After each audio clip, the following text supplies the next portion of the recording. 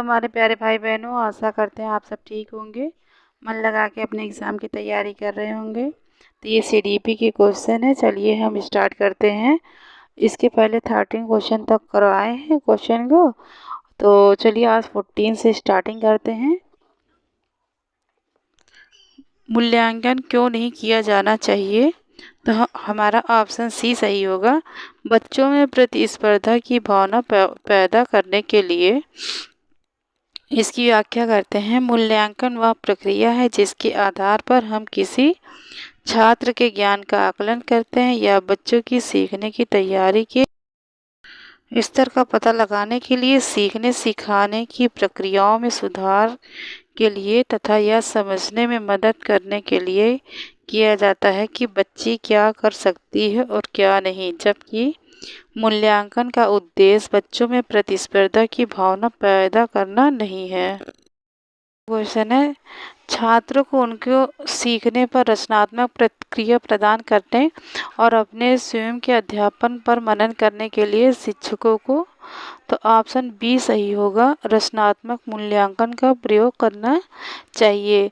तो इसकी व्याख्या करते हैं। छात्रों को उनके सीखने पर रचनात्मक प्रतिक्रिया प्रदान करने और अपने स्वयं के अध्यापन पर मनन करने के लिए शिक्षकों को रचनात्मक मूल्यांकन का प्रयोग करना चाहिए, क्योंकि रचनात्मक मूल्यांकन ऐसा मूल्यांकन है जो शिक्षण अधिगम प्रक्रिया में बच्चों की प्रगति की निगरानी करने को संदर्भित करता है। इसका उद्देश्य शिक्षण प्रक्रिया के दौरान छात्रों की सीखने में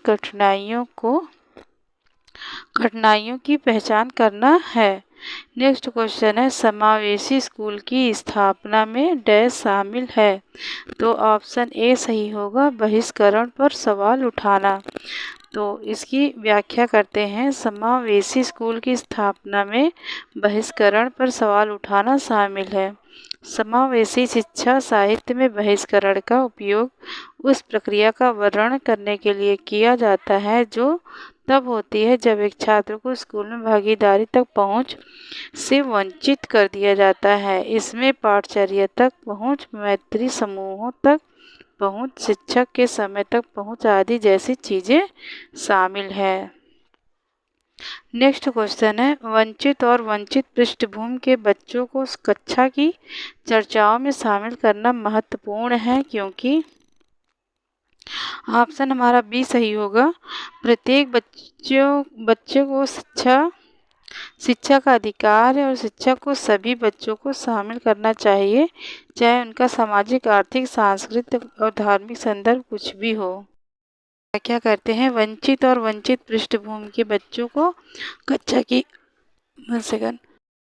की चर्चाओं में शामिल करना महत्वपूर्ण है, क्योंकि प्रत्येक बच्चे को शिक्षा का अधिकार है और शिक्षक को सभी बच्चों को शामिल करना चाहिए, चाहे उनका सामाजिक, आर्थिक, सांस्कृतिक और धार्मिक संदर्भ कुछ भी हो।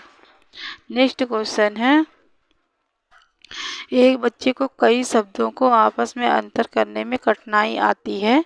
नमन और मनन, कलम और कतल, या किसका विशिष्ट अभिलक्षण है? तो पठन वैकल्य। तो इसकी व्याख्या करते हैं। एक बच्चे को कई शब्दों को आपस में अंतर करने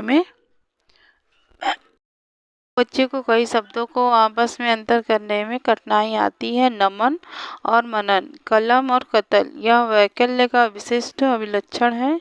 डिसलेक्सिया एक अधिगम विकलांगता है जिसका प्रकटीकरण मुख्य रूप से वाणी या लिखित भाषा के दृश्य अंकन की कठिनाइयों के रूप में होता है। यह समस्या विशेष तौर पर मनुष्य निर्मित लेखन प्रणालियों को पढ़ने में होती है।